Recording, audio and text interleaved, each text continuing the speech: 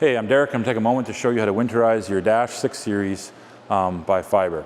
So the first thing you want to do is evacuate all water possible from your tanks, your manifolds, and from the Dash itself. So first thing you're going to do is start with your control manifold. You are going to open your valves. I would honestly leave one of these open for winter. You don't have to, but there's a drain plug on the bottom. So if you've got lots of water in your tanks, drain it out. And then pull the plug on the bottom, so as it drains, it falls into there. Some guys will winterize it, and then they drive and they move it to another location. And let's say there was a little bit of water in the bottom of the tank and it made its way to its drain. You want to make sure that you leave that drain plug out for winter, so that after you move it, it continues to drain. Some guys will also take the flange fittings on the bottom of each tank and take them off. Depending how your plumbing job is or how it was plumbed, sometimes that 90-degree fitting on the bottom of the tank will have water trapped in it, and so just so you don't crack that fitting, just take it and dump it out and just leave it off for the winter, and spring put them back on. Next we're going to do is open all your valves. Take your boom, or if you have a hose reel, open that up, and open your cam locks just a little bit so air can get through here. You're going to take your master water valve. You're going to open this up, and if you have the boost kit on the 6 Series, then open that up as well. There should be possibly some water locked in there that'll start coming out of the manifold. On the far side of the stainless steel manifold, there is a drain plug on the bottom. Again, go and pull that drain plug out and let this manifold drain out with as much water as possible. You are going to want to turn on your air diaphragm pump next. Make sure that's on. And you're sucking fresh water out of the system, and you want to just run a few of your circuits just to get so start starving for air, and you want to pull all that water out of there as much as possible, and get that water evacuated. After you've got the water out of the air diaphragm pumps and whatnot, you're going to close your master water off. You're going to close these back off if you had some of them open. If there's any water inductors, you got it drained into your manifold's empty. Put your plug back in your manifold on the far side. So drain it out with as much water as possible. Once you got the water out, then put your plugs back in and have this shut off. The other thing you want to do is pull the pump, or the plug on the bottom of the pump. So every pump has a plug in it. Pull the very bottom drain plug. You can crack the plug on the top as well to let air in so it drains faster, but that will drain whatever water is in the bottom of the pump and leave that plug out for winter.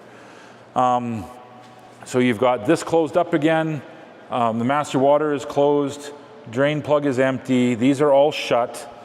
These valves are open with the drain plug open and the manifold plug back in after the water is evacuated. Then you're going to come up here and you're going to change your rinse source to pull out a D. You're going to put your sprayer antifreeze in here. 2 pails is usually lots. I think at the factory we can do it in 8 gallons, but I would throw 2 pails in here, and if you miss the timing a little bit, then you might need a little bit more, but 2 pails should easily do it. So now you're pulling out of this inductor.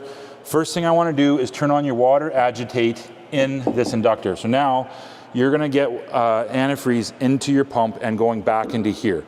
So you can just let that run for a little bit, and you got antifreeze coming back out. Close that off.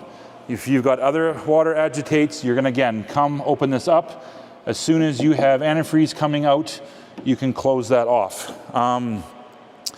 If you got any chem pumps or tote transfer hoses that you need to clean or to winterize that way, the hoses themselves are okay. The big thing is those pumps down there. So use your tote transfer hoses to plug into here, into this port, plug into the pump, plug the pump into tank D. So some of you have up to 2 pumps or 3, depending on how many you've added. What you're going to want to do then is run your antifreeze, open this up. It's going to push it through that pump into this inductor, and you just run the corresponding pumps and go and repeat that process for as many pumps as you have to get antifreeze into each chem pump so that those are ready. You're also going to take your hand sprayer and you're going to spray that into here until you have antifreeze coming out. So now your hand sprayer is done, this is done, your chem pumps are done, and your agitates are done.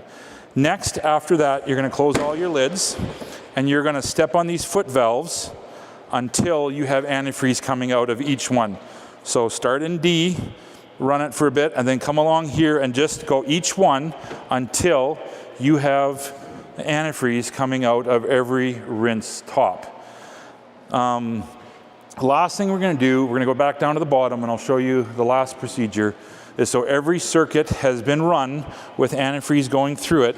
Now, what we're going to do is do all your last rinse valves.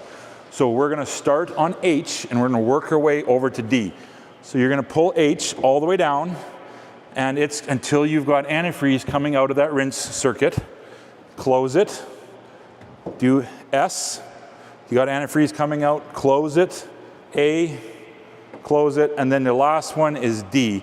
And when you pull D, what's going to happen is all your antifreeze that you've been pulling from is going to flood into this manifold down here. But it's going to, because it's the last circuit, the pump is primed.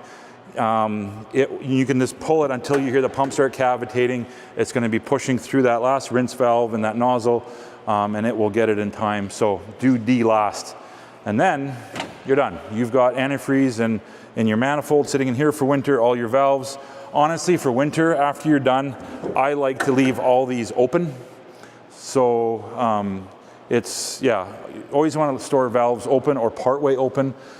With this system, because of the top dead center, you can't go all the way, but at least leave it halfway or partway open. And then you can pull your master water as well. You may have some antifreeze come down into here, into that circuit. You can, if you want, put your pump plug back in and fire this up and try to suck all that antifreeze that's in this manifold through that plumbing and dump it out, and then you have antifreeze in here. But you've already evacuated the water. It's not that big a deal, honestly, because it's all drained out. It's just empty. And then this, again, leave these open for winter. And yeah, valves open at least part way. I don't like them closed. Leave them open or halfway, and should be good. Don't forget your pressure washer system. If you've got additional auxiliary systems, make sure you've run, antifreeze through here, just like you would run water through. You might need additional antifreeze for systems like that, and don't forget about those circuits. So, yeah, that's how you winterize the dash trailer.